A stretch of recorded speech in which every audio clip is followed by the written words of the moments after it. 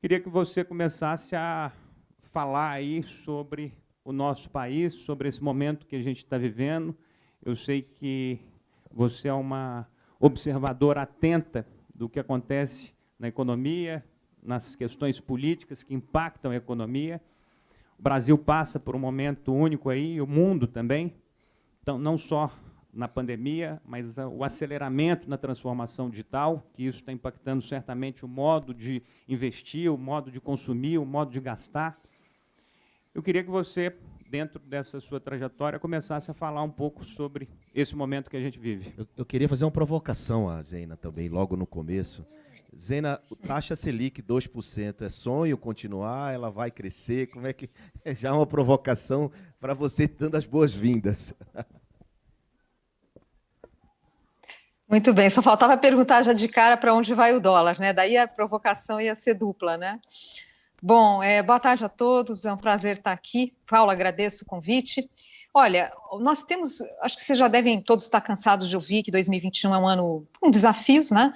Nós temos tido uma recuperação forte, importante da economia, mas com uma dose de artificialismo, e nós sabemos que na economia não tem milagre, né? Medidas de estímulo fiscal foram feitas, e não tem como a gente continuar com essas medidas, nem seria sábio, por causa das consequências que tem na hora que tem que fazer o ajuste.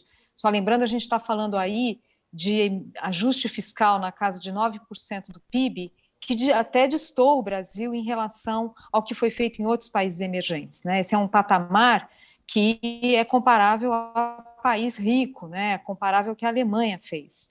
E nós também tivemos, do ponto de vista do mix aí das políticas que foram adotadas pelo governo, uma ênfase maior na parte de consumo. Então, quase 60% dessas medidas que foram feitas foram consumidas ali com o auxílio emergencial, meritório, é verdade, mas tem essa questão da combinação muito forte para consumo e que não é o mais adequado quando a gente pensa nos desafios daqui para frente, né? Então, estimular novos negócios, preservar empregos, eu acho que teve aí um desbalanço nesse sentido. Mas isso dito, claro, vou discutir um pouco mais adiante sobre a questão da Selic. É claro que 2% não é sustentável, né?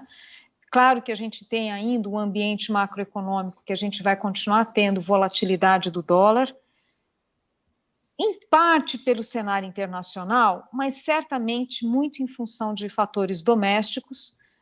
O que a gente observa do comportamento do real e compara com uma cesta de moedas de países emergentes é que realmente está muito descolado. Mesmo com esse movimento dos últimos dias, ou desde a vitória do Biden e a sair de perspectiva algum tipo de judicialização nos Estados Unidos, né, na coisa eleitoral, isso desinflou um pouco a pressão cambial, mas não tem como a gente se iludir, é um quadro de volatilidade. E num patamar, além do que a gente estava, do que seria o esperado, além do que era o padrão da nossa moeda, e uma tendência, um comportamento que é realmente descolado em relação ao que se esperava pelo cenário internacional. Fazendo uma conta assim, uma estimativa rápida, eu acho que o câmbio era para estar mais próximo de 4,50 se a gente não tivesse tantas incertezas em relação ao que vai ser a agenda de ajuste fiscal daqui para frente. Então, bate no câmbio, bate na curva de juros, então esse tema é relevante. Agora, eu não acredito que a gente vá para um cenário em que pese o fato de termos feito um estímulo fiscal muito forte, partindo de um ponto difícil já, quer dizer, não é que a gente estava com as contas arrumadas, com a dívida pública já em trajetória de queda e veio a pandemia. Não, não, não. A gente estava num quadro já muito preocupante. Então, isso, obviamente, é um agravante, né? Porque a gente tem que fazer ajuste e que é difícil, e mesmo assim vai ser difícil recuperar o patamar da dívida, por exemplo, pré-pandemia. Então, é claro que o tamanho do desafio é grande, mas apesar disso, eu não acredito que a gente vá para um quadro de realmente descontrole total e que a gente começa a ter, começa a observar tendências de fato que você fala, nossa, o Brasil está à beira de novo de um quadro mais dramático, recessivo e tal. Não chega a isso, mas é claro que é aquele Brasilzão que a gente sabe, Brasil difícil, né? Nós vamos continuar, como eu disse, tendo volatilidade nos mercados, no dólar. A volatilidade do dólar tem impacto do lado real da economia, prejudica muito a tomada de decisões, ainda que alguns setores sejam claramente beneficiados com a cotação mais elevada, né? Setores exportadores, é claro que são beneficiados, aumenta a rentabilidade dos setores, mas o efeito líquido dessa pressão cambial no curto prazo, ele é negativo, ele atrapalha a economia.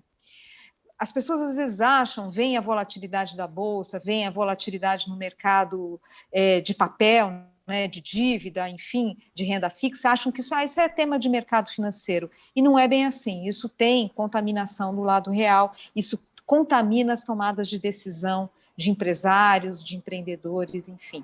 Então, por esse aspecto, o ano que vem é o Brasil que a gente sabe, um país difícil. O crescimento a cada trimestre vai ser modesto, pode até ser que o retrato final do ano que vem tenha um bom comportamento. Aqui fazendo um pequeno parênteses, se a gente tiver um bom número de PIB no segundo semestre, principalmente no último trimestre, e que joga a economia para um patamar mais alto, isso estatisticamente já gera, dá um que a gente chama carrego estatístico, que já garante um PIB ali de uns 3% já garantido para o ano que vem, mesmo que a cada trimestre não tenha crescimento algum. Mas o que importa mesmo é o quanto vai crescer a cada trimestre, e a perspectiva é que seria algo lento, porque tem agendas importantes, quer dizer, tem as dúvidas em relação à questão da saúde ainda, a gente não sabe quando o país vai estar preparado para vacinação em massa, nós perdemos batalhas esse tempo todo, espero que a gente não perca essa batalha da vacinação em massa também. A gente tem setores que vão precisar se reequilibrar, né? Empresas que precisam voltar a honrar seus compromissos tributários, por exemplo. Mas o ponto é o seguinte, o que eu quero dizer é o seguinte, o tamanho do desafio é enorme, mas isso não chega a ser uma novidade para o empresário, né? Para o investidor. Esse Brasil difícil a gente já conhece, né? O que faz o papel, de certa forma, do setor privado é exigir, se manifestar, exigindo, né, mais clareza do governo em relação, mais empenho do governo em relação ao avanço de reformas. Não dá mais para a gente ficar numa posição passiva de falar o Brasil é ruim, a culpa é dos políticos e nós não temos nada a ver com isso. Não é assim. Não dá para querer da classe política mais do que ela pode entregar. Se a sociedade se acomoda, então fica difícil ter avanço nessas pautas.